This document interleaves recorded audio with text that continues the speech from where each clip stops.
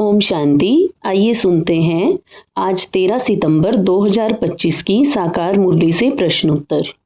प्रश्न 1, पुरुषोत्तम संगम युग पर पुरुषोत्तम बनने का मुख्य पुरुषार्थ क्या है? उत्तर, पुरुषोत्तम संगम युग पर पुरुषोत्तम बनने का मुख्य पुरुषार्थ है कर्मातीत बनना, अर्थात आत्मा को ऐसे शुद्ध और निर्लेप बनाना कि कोई भी कर्म, संबंध या आकर्षण उसे बांध ना सके। बुद्धि सदा एक बात से जुड़ी रहे और किसी से भी दिल न लगे। प्रश्न 2, आत्मा पर चढ़ी हुई कट कैसे उतरती है? उत्तर, आत्मा पर चढ़ी हुई कट केवल बाप की याद से उतरती है।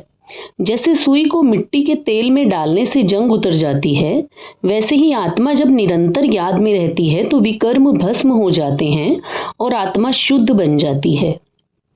प्रश्न 3, कट चढ़ी होने से आत्मा पर क्या असर होता है? उत्तर, जब आत्मा पर कट चढ़ी होती है तो बाप रूपी चुंबक उसे अपनी ओर खींच नहीं सकता, अर्थात बाबा से कशिश और प्यार महसूस नहीं होता, योग नहीं लगता और आत्मा भारीपन अनुभव करती है। प्रश्न 4, शिव की जयंती को सबसे ऊंची जयंती क्यों कहा जाता है? उत्तर, शिव की जयंती सबसे ऊंची है क्योंकि वही पतित पावन है, वही सर्व का सद्गति दाता है। उनके आने से ही भारत और विश्व की सद्गति होती है, उनके बिना सब आत्माएं रौरव नर्क में पड़ी रहती। प्रश्न 5, ऊंचते ऊंच मंदिर किसका है और क्यों?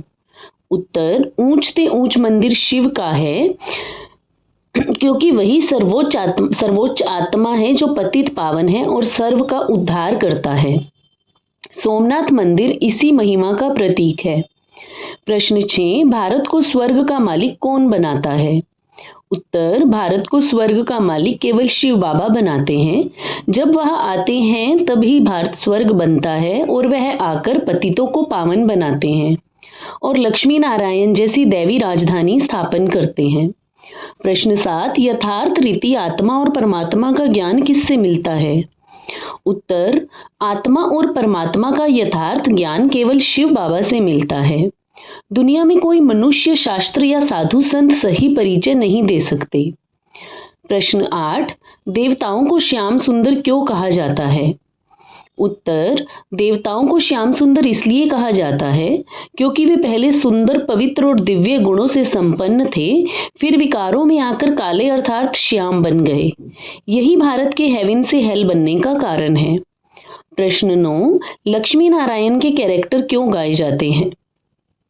उत्तर, लक्ष्मी नारायण के कैरेक्टर इसलिए गाए जाते हैं क्योंकि उनमें पूर्ण पवित्रता, सत्यता और दैवी गुण हैं। वे बाप की श्रीमत से बने हैं और उनके चरित्र में कोई दोष या कलंक नहीं है। प्रश्न 10, बाप बच्चों को कौन सा चार्ट रखने की सलाह देते हैं? उत्तर, बाप बच्चों को यह सलाह देते हैं कि वे रोजाना का योग और पाप कर्म का चार्ट रखें, जिससे पता चलता है कि कितनी याद की और कितने पाप घटे या बढ़े। चार्ट से कट उतरने में मदद मिलती है। प्रश्न 11, यदि याद नहीं करते तो क्या परिणाम होता है? उत्तर, यदि आत्मा बाप को याद नहीं करती तो पाप कर्म हो जाते हैं। जितना भूलते हैं उतना पाप बढ़ता है और उसका दंड भी 100 गुना हो जाता है। कट चढ़ जाती है और योग से दूरी बढ़ जाती है। प्रश्न 12, बाबा बच्चों से सबसे ज्यादा क्या चाहते हैं?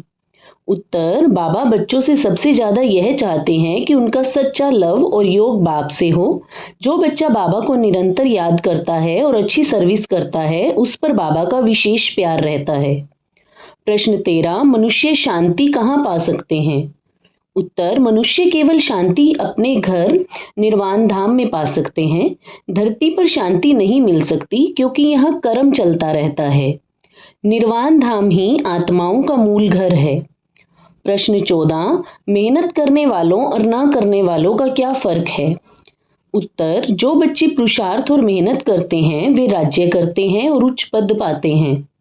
जो मेहनत नहीं करते वे सजाएं खाते हैं, दंड भोगते हैं और पद भ्रष्ट हो जाता है। प्रश्न 15, झरमुई, झगमुई और परचिंतन से क्या हानि होती है? उत्तर, झरमुई, झगमुई और परचिंतन से आत्मा की बुद्धि बाप से टूट जाती है। पुरानी और व्यर्थ बातें सुनने व करने से कट चढ़ जाती है और योग बिगड़ जाता है। हर रोज की मुरली से प्रश्नोत्तर सुनने के लिए चैनल को सब्सक्राइब करें और बेल आइकन ज़रूर दबाएं। वीडियो को दूसरे भाई बहनों के साथ शेयर ज़रूर करें। ओम शांति।